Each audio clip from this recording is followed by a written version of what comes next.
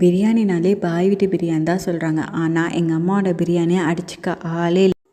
Wait நாங்களும் பாய் வீட்டு தான். ஆனாலும் எங்கள் அம்மாவோட பிரியாணிக்கு தனி ஸ்பெஷலாக இருக்கும். ஸோ இன்றைக்கி 1 kg பிரியாணி செய்கிறனால 1 kg மெஷர்மெண்ட் நான் கொடுக்குறேன்.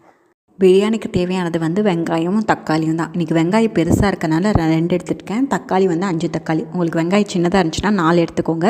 ரெண்டுமே நீட்டமாக சன்னமாக அறுத்து வச்சுக்கோங்க. ஃபஸ்ட் குக்கரில் 250 ml ஆயில், வெங்காயத்தை போட்டதுக்கப்புறமா நல்லா அது ப்ரௌன் ஆகணும். ப்ரௌன் ஆனதுக்கப்புறம் தான் மற்றது எல்லாமே சேர்க்கணும்.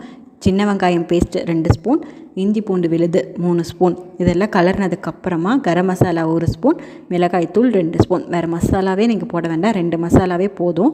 நெக்ஸ்ட் தக்காளி 4 தக்காளி அறுத்து வச்சுருக்கிறது, மிளகாய், புதினா இதெல்லாமே ஒட்டுக்காவே ஆட் பண்ணிக்கோங்க. நல்லா எண்ணெய் பிரிஞ்சு வந்ததுக்கப்புறமா தயிர் 250 ml, புளிச்ச தயிராக இருந்தாலும் இன்னும் டேஸ்ட்டாக தரும்.